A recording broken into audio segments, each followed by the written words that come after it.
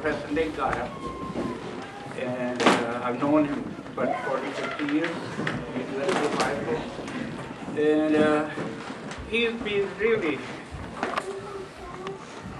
a magnet as far as the Islamic community is concerned in this area. For the last so many years, he's often been very critical about all the, the hate hysteria about the Muslims and Islamic world, writing letters to the editor, and writing his professional articles also. Professional articles where he suggests, this nonsense about the Islamophobia. And then I have several of his articles on this topic in my collection. And 2 or 3 years ago, we held a social justice forum on behalf of the Human Rights Commission. And I was on the panel, Nick was on the panel.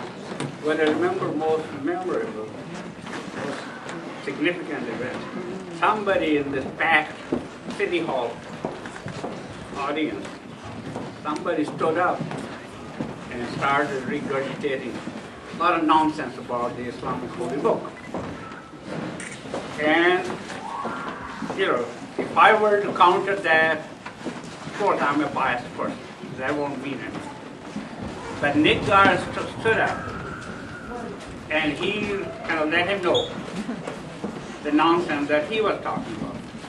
Coming from him, and as a major figure he is, he's the Palouse pundit, everybody knows that. And, so it was meaningful from him coming there. And then most recently, I got his article that he wrote on Moscow Vision.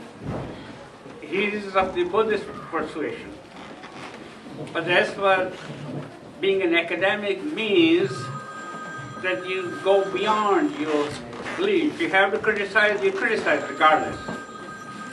So in Burma, Myanmar, there are lots of atrocities being inflicted on the Muslim community over there.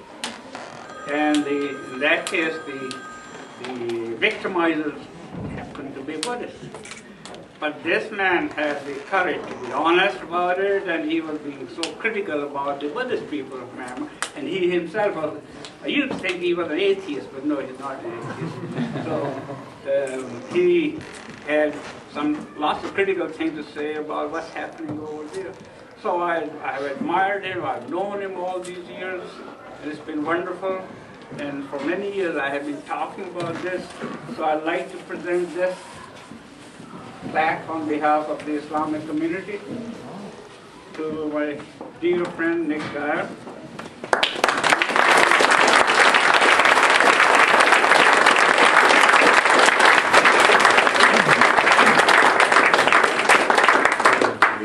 It's the same. Here is English, the same. In the name of Allah, the most merciful, the most beneficent, the Islamic Center of Moscow and the Muslim Student Association, University of Idaho, extend deep appreciation for his sincere and enduring efforts towards promoting understanding of the Islamic world in the community and the region at large. Thank you so much. Thank you.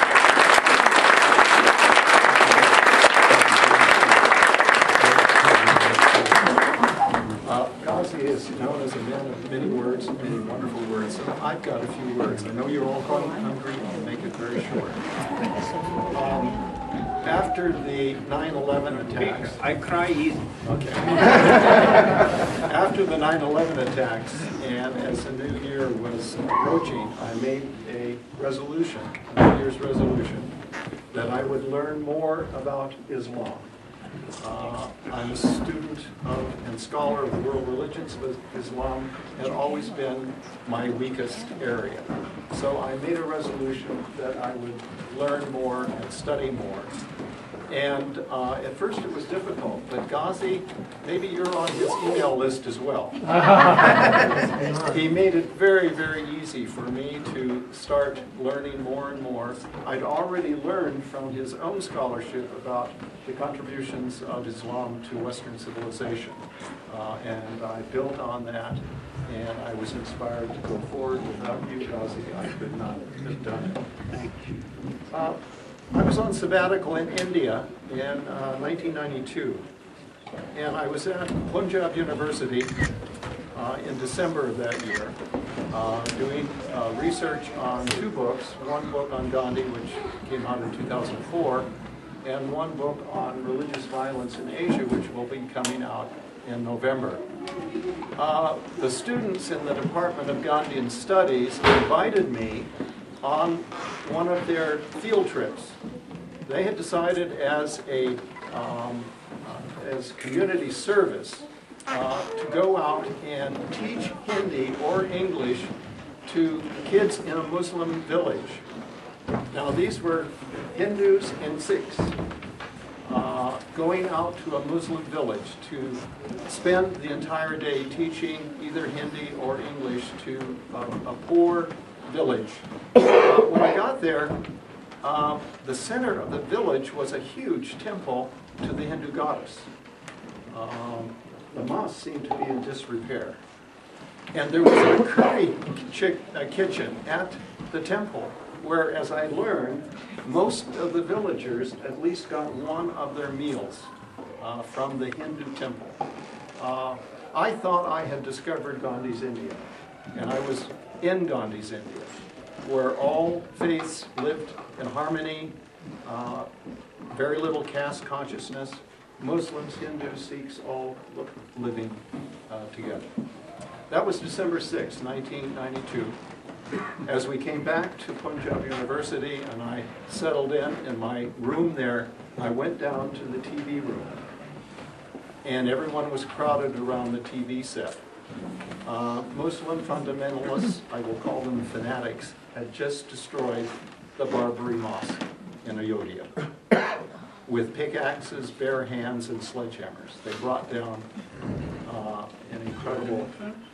Pardon me? Hindus. They were fanatic Hindus. Yeah, okay, that's what I thought you said. And in the aftermath, what? I meant Hindus. In the aftermath, 2,000 people were killed in riots all throughout India, most of them Muslim. Yeah, yeah. So I learned about Hindu fundamentalism and the violence that was resulted from that. I also started studying Sri Lanka, and Buddhist militants played a role in the horrible civil war there. The Tamils in the north were not Hindu fundamentalists, many of them were Christian actually, and their grievances were not religious. The religious violence came from the side of the Buddhist monks, unfortunately. So this book that I was writing about the peace of the East, my thesis was crumbling before my very eyes. So I had to write chapters on Hindu fundamentalism, a chapter on the violence in Sri Lanka.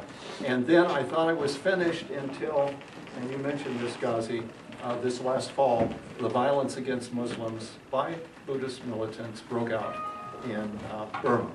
So I had to stop and research my chapter on that.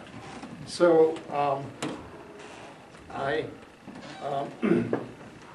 just wanted to say to the Muslims of the Palouse, I appreciate this honor very much. I want to honor you in return by thanking you for your hospitality and your generosity and the graciousness by which you live amongst us here on the Palouse. I salute you.